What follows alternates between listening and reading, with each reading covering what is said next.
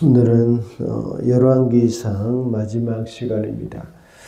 어제 말씀에서 아합은 미가의 말을 무시하고 남유다와의 그 연합군을 결성하여서 아람 나라 길앗 라못을 되찾으러 갔습니다.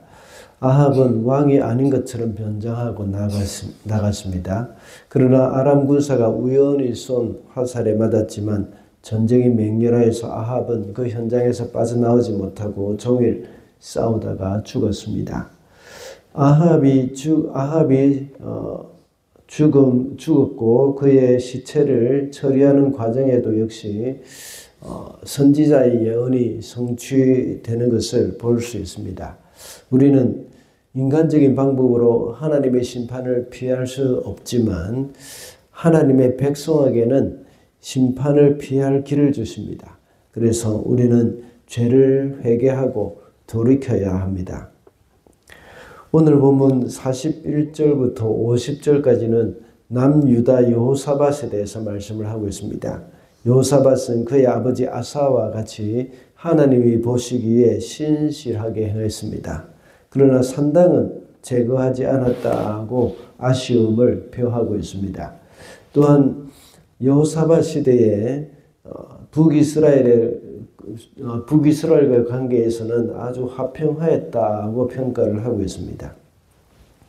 51절과 53절까지는 아합의 아들 아하시야의 통치를 언급해 놓았습니다. 아하시야는 여로보암과 자기 아버지 아합의 길로 행해서 악한 왕으로 기록되어 있습니다. 이 두 왕에 대해서 여호사밧과 아하시야 이 두 왕에 대해서 극명하게 대조적인 평가를 하는 것을 볼 수가 있습니다. 오늘 말씀을 통해서 우리는 인생의 평가에 대해서 또 생각을 해볼 필요가 있겠습니다. 먼저 인생의 평가는 하나님이 하십니다. 43절과 53절입니다. 여호사밧은 자기의 아버지 아사가 걸어간 길에서 벗어나지 아니하고 그 길을 그대로 걸어서 주님께서 보시기에 정직하게 행하였으나 그가 산당만은 헐어버리지 않아서 백성은 여전히 산당에서 제사를 드리며 분향하였다. 그는 바알을 섬기고 그것에 절을 하여서 그의 아버지가 한 것과 마찬가지로 주 이스라엘의 하나님께서 진노하시게 하였다. 인생의 평가는 하나님이 하신다는 것을 알 수가 있습니다. 방금 읽은 말씀에서 우리는 여호사밧과 아하시야에 대한 평가가 나오는 것을 볼 수가 있습니다. 여호사밧에 대해서는 하나님이 보시기에 정직하게 행하였다고 말합니다. 그리고 아하시야에 대해서는 하나님께서 진노하시게 하였다고 했습니다. 53절뿐만 아니라 52절에서도 역시 주님이 보시기에 라고 말씀을 하고 있습니다. 이 세 구절의 공통점은 하나님이 보시는 관점에서 평가를 했다는 것을 나타내고 있습니다. 하나님이 보시기에 여호사밧은 정직하였고 아하시야는 하나님이 보시기에 악을 행하였습니다. 여호사밧과 아하시야의 인생을 평가하는 분은 바로 하나님이심을 알 수가 있습니다. 우리가 이 세상에 살아가는 동안에 누구의 시선을 의식하느냐, 이것은 아주 중요한 문제입니다. 사람의 평가를 두려워하는 사람들은 사람의 기준에서 행동을 하게 됩니다. 그러나 하나님의 평가를 두려워하는 사람은 하나님의 기준에서 행동하게 되는 겁니다. 정치인들을 보면 국민들의 투표를 많이 받아야 하기 때문에 국민들의 표를 많이 받아야 하기 때문에 사람들의 시선을 두려워하는 경향이 많습니다.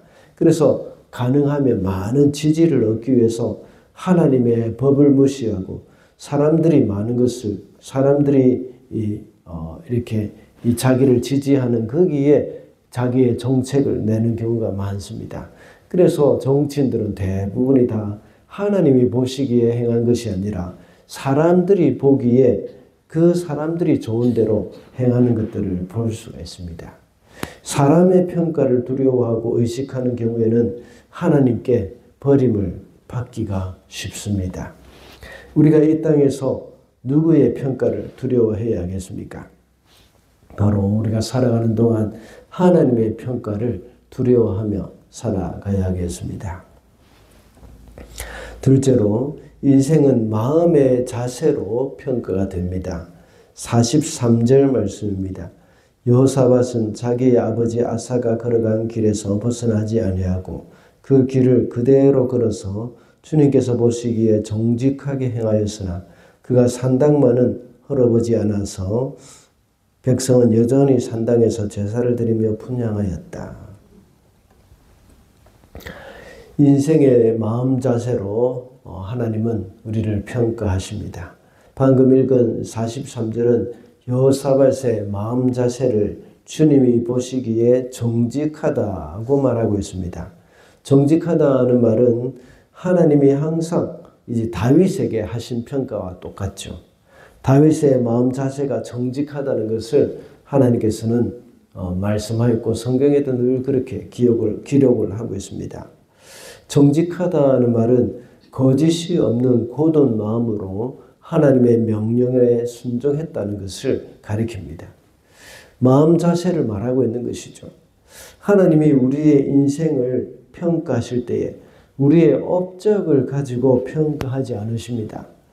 우리가 이 세상에서 이룬 업적은 우리가 행한 것이 아닙니다. 하나님이 도와주시지 않으면 할 수 없는 것들입니다.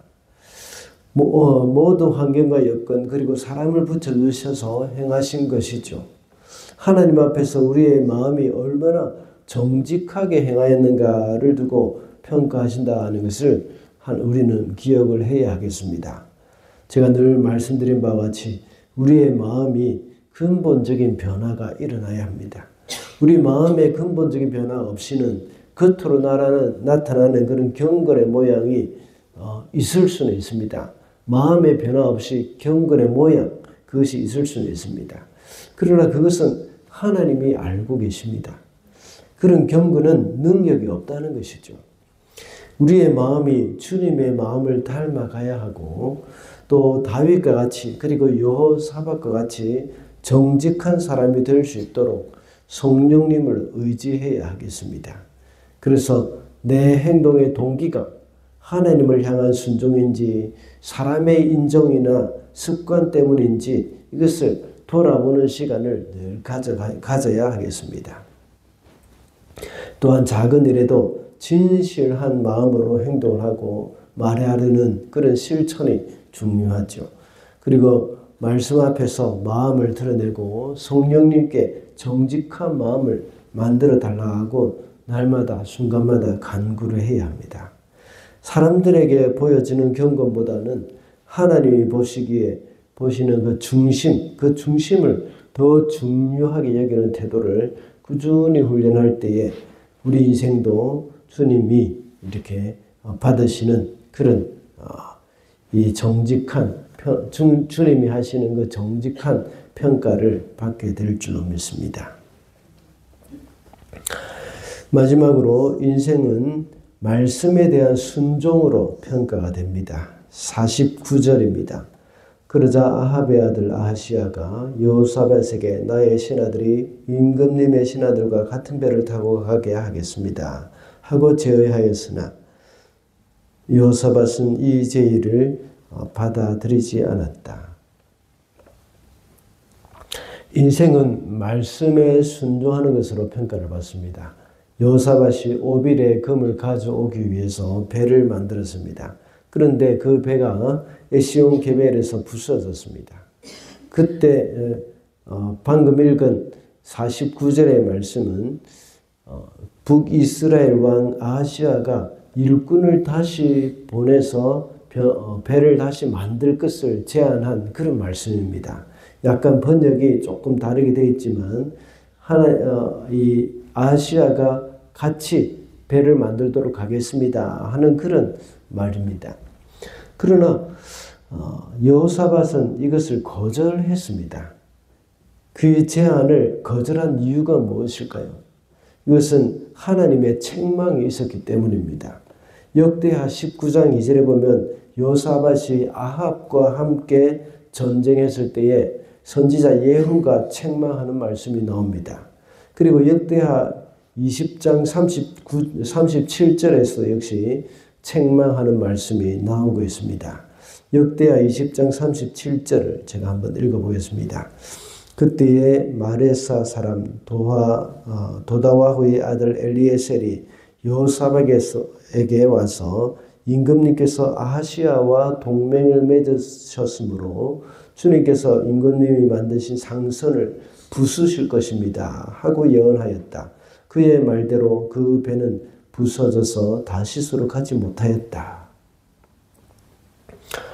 이렇게 해서 여호사밧은 북쪽 이스라엘의 왕들과 함께 전쟁을 하고 일을 한 것에 대해서 하나님의 책망을 들었던 것이죠.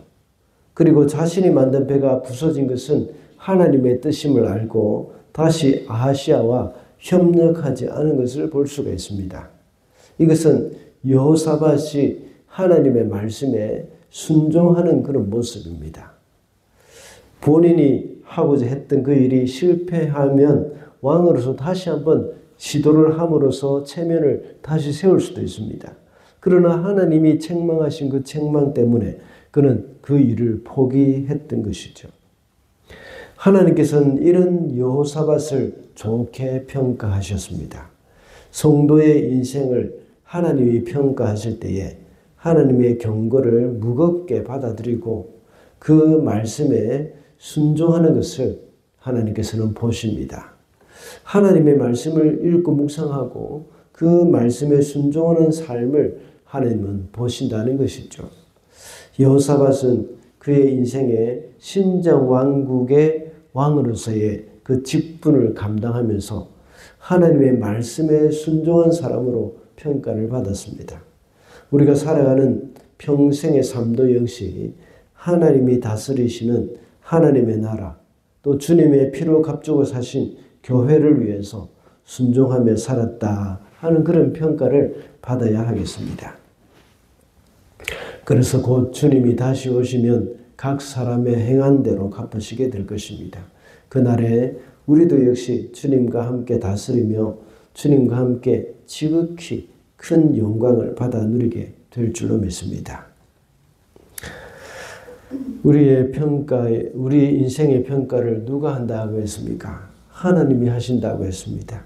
그리고 우리 마음의 자세를 보시고 평가를 하시며 또 말씀에 순종하는 것을 보시고 평가하신다고 했습니다. 마지막 날 주께서 다시 오셔서 여호사밧과 같은 평가가 우리에게도 있게 되기를 바랍니다.